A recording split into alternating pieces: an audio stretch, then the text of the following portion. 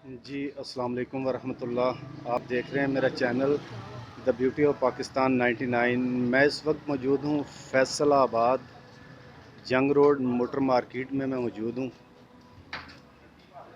तो यहाँ पे आज हम हाज़िर हैं। एक दुकान है, उसके अंदर चलते हैं जी। वकार ट्रेडर्स,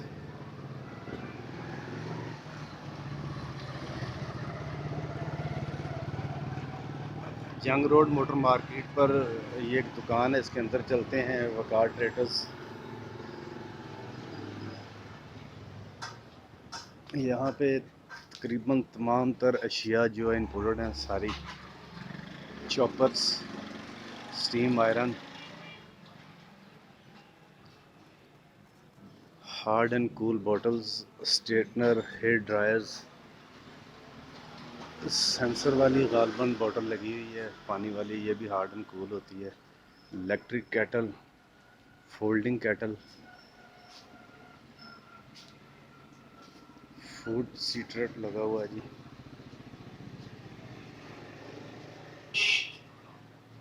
पहले हम आपको मुकम्मल जो है वैरायटी ज़रा दिखाते हैं जो यहाँ पे मौजूद है। हेयर ड्रायर हैं, 6-7 किस्म के आर्टिकल हैं ये इलेक्ट्रिक कैटल के। चॉपर वगैरह हैं,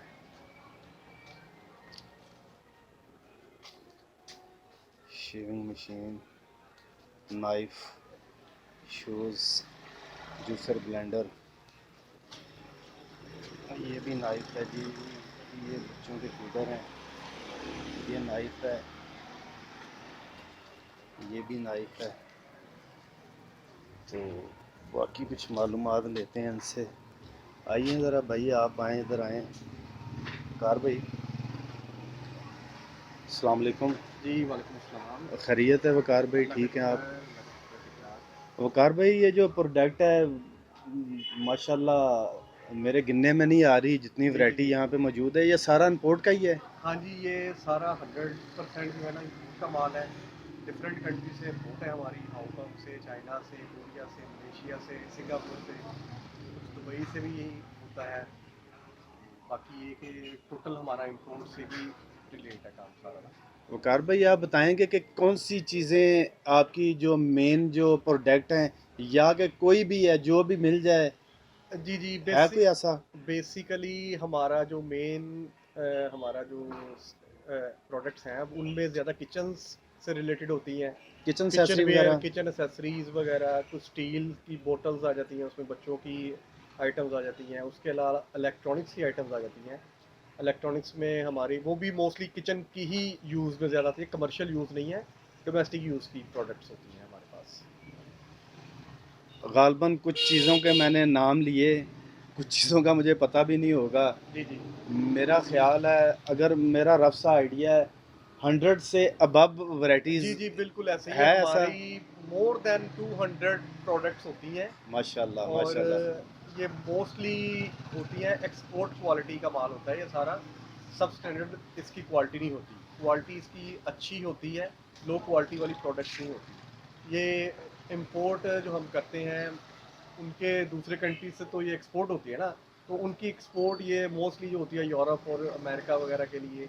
वहाँ से जो उनका प्रोडक्ट्स होती हैं स्टॉक में, वो हम फ्रेश होती है बिल्कुल टोटल, तो वो हम बाई करके आते हैं। हमारी परचेजिंग होती है उसके ऊपर ना। और वो अल्हम्दुलिल्लाह कस्टमर्स काफ़ी लाइक करते हैं। आम तौर पे वो आम मार्केट में वो प्रोडक्ट्स अवेलेबल नहीं होती। अगर कुछ होती हैं तो वो बड़ी हाई रेट्स पे भी होती हैं, लेकिन हमारा काम होलसेल में होता है, तो हम बल्क में इसको सेल ऑफ करते हैं। वकार भाई, ये आपके कहने का मकसद ये है कि तकरीबन ब्रांड होते हैं सारे, और क्वालिटी आप कहते हैं कि बेस्ट क्वालिटी होती है। जिन ममालिक से ये आती हैं चीज़ें, वहाँ के लिए गालबन क्वालिटी उस मुल्क के लिए तैयार की जाती है। जी जी, ऐसे ही है ये। मोस्टली इसमें ब्रांडेड भी होती हैं और नॉन ब्रांडेड भी आइटम्स होती हैं। लेकिन जो नॉन ब्रांडेड भी आइटम्स होती हैं वो भी जो है हाई क्वालिटी होती हैं। मोस्टली ब्रांडेड जो प्रोडक्ट्स होती हैं ना, वो हमारे यहाँ पे उसकी कस्टम क्लियरेंस काफ़ी हाई वैल्यू पे होती है। टैक्सेस उसके काफ़ी हाई वैल्यू के होते हैं, लेकिन वो उसकी सेल भी हाई वैल्यू पे ही होती है। लेकिन अदर देन इसका जो दूसरा एस्पेक्ट है, तो उसमें ये है कि जो नॉन ब्रांडेड भी प्रोडक्ट्स होती हैं ना, वो भी कस्टमर बहुत लाइक करते हैं, क्योंकि वो आम मार्केट में अवेलेबल नहीं होती। ब्रांडेड प्रोडक्ट्स जो होती हैं वो मार्केट में अवेलेबल होती हैं, नॉन ब्रांड जो होती हैं वो मार्केट में अवेलेबल नहीं होती, लेकिन क्वालिटी वो दोनों एक दूसरे को मीट कर रही होती है। सारा आपका काम होलसेल पे भी है कि रिटेल में भी कुछ आप दे देते हैं? नहीं, हमारा तो होलसेल का ही काम है। आगे फर्दर जो रिटेलर्स हैं, जो दुकानदार हैं, वो फर्दर आगे एक एक दो दो पीस करके सेल आउट करते हैं। हमारा होलसेल में ही काम होता है। वकार भाई, जो मौजूदा हालात चल रहे हैं, अगर आप मुनासिब समझेंगे, आप एक बिजनेसमैन हैं, अब मेरा ख्याल है कोई 20 साल से ज़्यादा तो हो गया अरसा आपको इस फील्ड में, कि कुछ बताएंगे इस जी सिलसिले जी, में कि मेरा आइडिया गलत है ये? नहीं, बेसिकली मैं तो प्रॉपरली कोई 8-9 साल से हूँ इस फील्ड में। उससे पहले भाई मेरे कर रहे हैं, वो उनका फील्ड थोड़ा सा मेरे से डिफरेंट है, लेकिन इम्पोर्ट से रिलेटेड ही है वो भी। तो ये है कि जो करंट सिनेरियो चल रहा है ना, लास्ट 1 ईयर से 2022 से बिजनेस काफ़ी डिस्टर्ब है। उसकी वजह मेन तो यही है कि इन्फ्लेशन तो वर्ल्ड वाइड आई है, लेकिन हमारे मुल्क में जो है ना, वो भी इन्फ्लेशन बहुत ज़्यादा आई है और स्टेबिलिटी नहीं है। हमारे काम में जो है ना, स्टेबिलिटी जितनी अच्छी होती है, स्टेबिलिटी क्या होती है कि मुल्क में हंगामी सूरत हाल जो है, डॉलर की वेरिएशंस हैं, पेट्रोल, मतलब ये जो चीज़ें होती हैं ना, ये जब स्टेबल रहती है ना एक जगह पे, तो बिज़नेस ठीक रहता है। अभी ये है कि आज उठे हैं, सुबह उठे हैं, तो रेट का ही फ़र्क होता है। जो रुपीज़ है, पाक रुपीज़ है, उसकी डेली बेसिस पे डेप्रिसिएशन हो रही है, यूएस डॉलर की एप्रिसिएशन हो रही है, तो इस वजह से जो है ना, काफ़ी जो चीज़ें महंगी हो गई हैं और ये इस वजह से बिज़नेस बहुत ज़्यादा डिस्टर्ब है। एक तो ये मेन रीज़न है। सेकेंडली, कुछ हमारी मुल्क के सिनेरियोज ऐसे चल रहे हैं कि डॉलर्स की शॉर्टेज है, इंपोर्ट काफ़ी डिस्टर्ब है, एक्सपोर्ट हमारी बहुत कम है।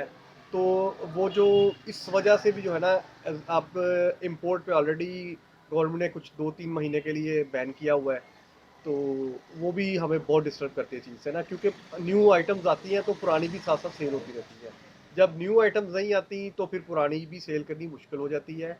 और सेकेंडली, रेट्स की फ्लक्चुएशन जो है ना, वो बहुत डिस्टर्ब करती है। वकार भाई, एज ए एक बिजनेसमैन, आप अपने एक्सपीरियंस के मुताबिक आपका माइंड कहता क्या है, क्या होना चाहिए वतन अजीज़ में, बेहतरी के लिए क्या होना चाहिए? ये आखिरी सवाल है आपसे मेरा। देखें जी, सबसे पहले तो ये है कि हमारे मुल्क में स्टेबिलिटी होनी चाहिए। हमारे हुक्मरान, अदारे, हम आवाम, हर बंदा जब तक मुल्क के साथ लॉयल नहीं हो सकता, जब तक मुल्क के साथ मुखलिस नहीं होगा, हर इदारा, हर इंडिविजुअल जो अपने हिस्से का पार्टिसिपेशन है उसमें वो मुल्क के साथ लॉयल नहीं होगा, तो हम लोग बहुत पीछे रह जाएंगे, हम तरक्की नहीं कर सकेंगे। उल्टा हम डाउन साइजिंग पे जा रहे हैं और उसी की तरफ बढ़ते रहेंगे।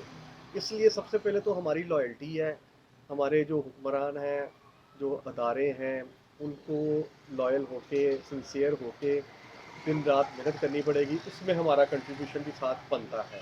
हमें भी तावन करना चाहिए हर तरह से, फिर जाके हम कुछ जो है राह, हमारी गामजन जो है वो राह हमवार होगी।